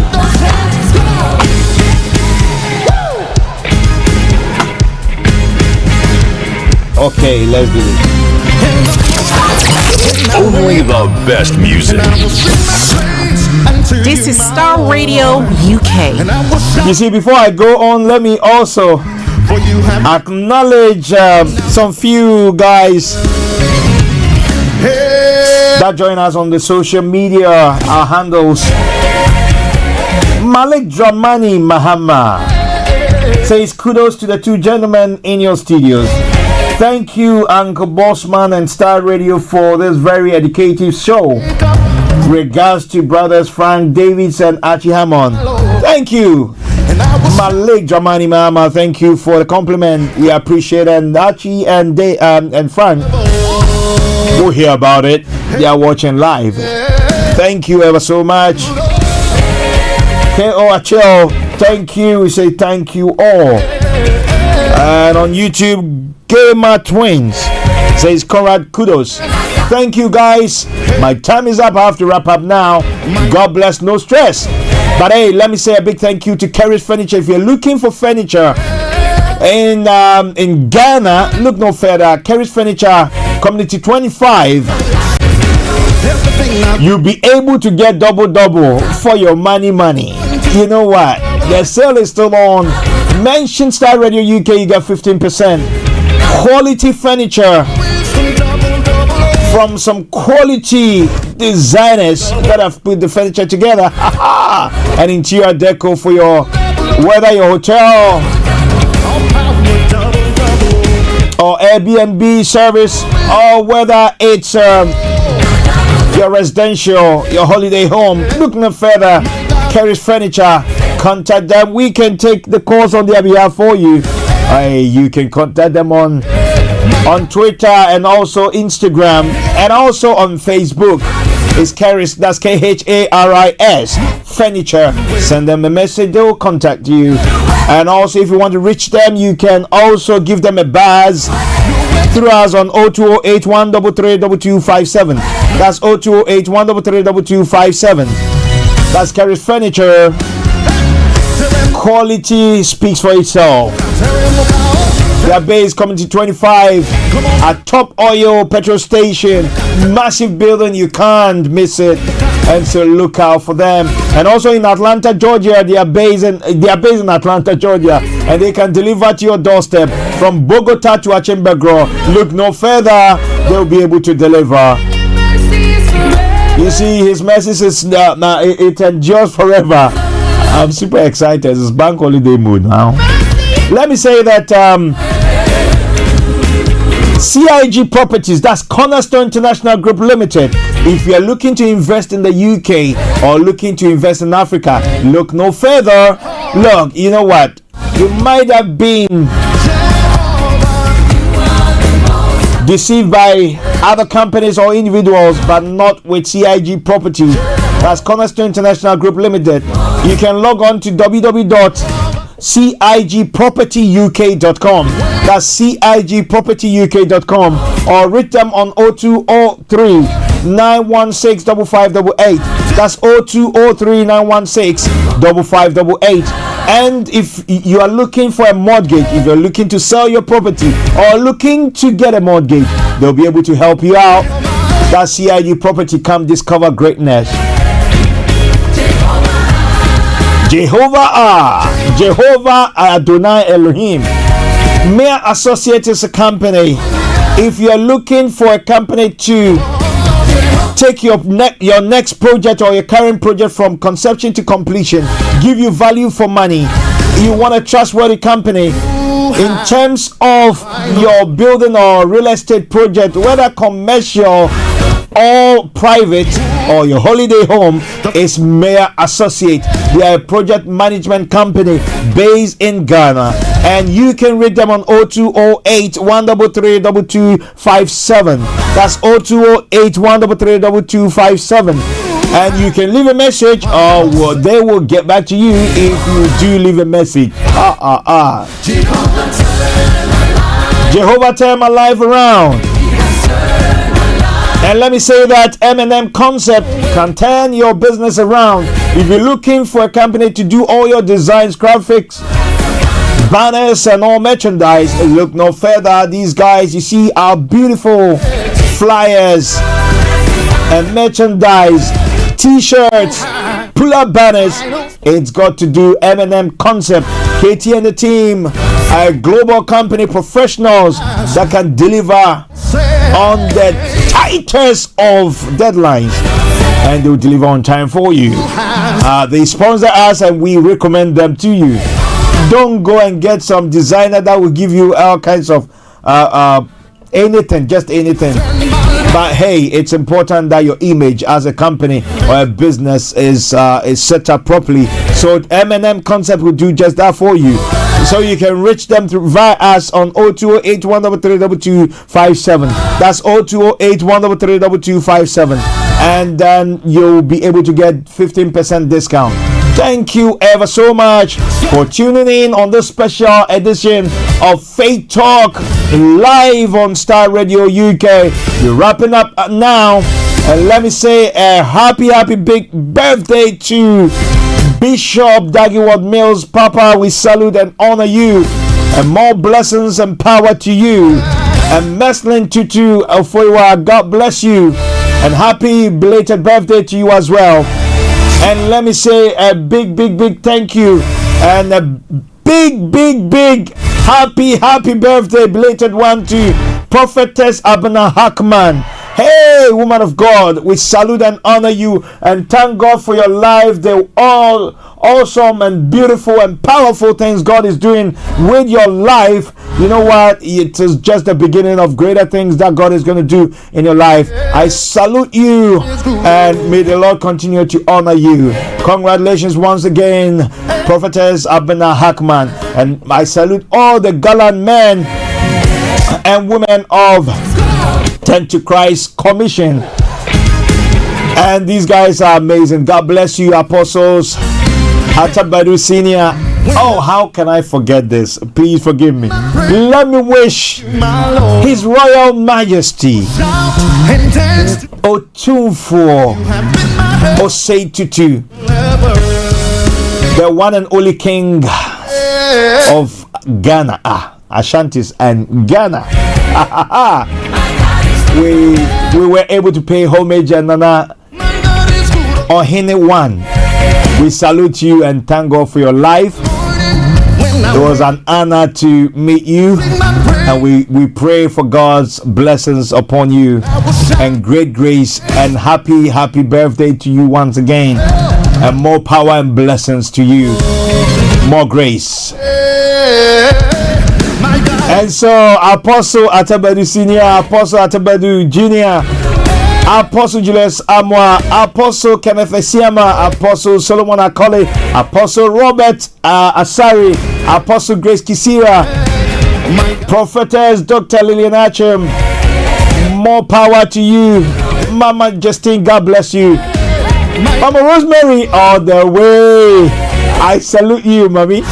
God bless you, and more power to you. Let me say double. Oh, double. Apostle Bernard Bossman, all the way in Maryland. God bless you and more power to you. Hey, my darling Abigail and Daniel the prophet, God bless you. The Amwakos, I salute you. Mr. Alex Amwako and Mrs. Benny Amwako. More blessings and power to you. Kofi Amwakwama and Ajua, God bless you and more power. Nanaya Pia Bossman, the money dress, the one and only, the .com lady girl. Paris Furniture, one pack. Hooray! Family Otia Pia Bossman, God bless you and more power to you, bro. So there, I'm KBA Bossman. I'm out, and thank you for tuning in. It's been fruitful to almost 2 hours now. More blessings, more grace. We wish the NDC well in the upcoming elections. The best candidate wins, as God chooses, by God's grace. If God does not allow it, then if you force it, you fail. And so remember that God being with you is more than the multitude that are against you. Fear not, do not fear man. What is a mere man? What can they do? If God be for you, who dare be against you? If we are with God, you're on the majority side. Lift up your head and know that God will see you through, and more blessings and power to you. Shalom. I'm out. KBA Bossman. Thank you.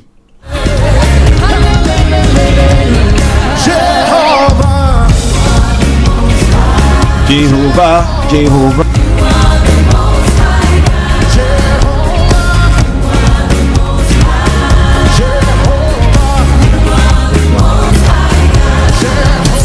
Thanks for listening. Turn it on. Turn it up. Broadcasting live online.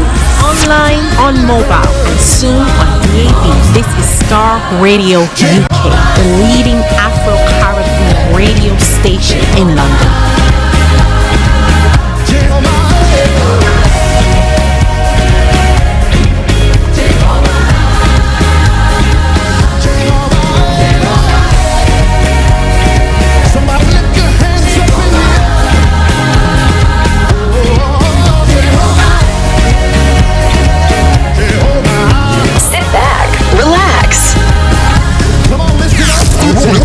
While the others keep on talking, we keep on rocking.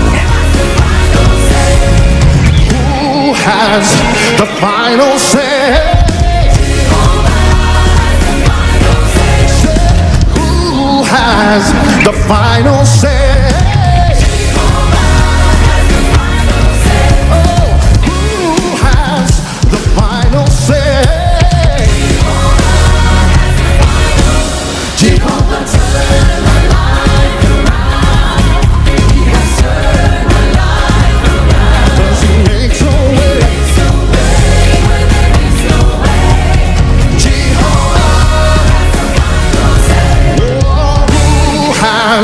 the final say.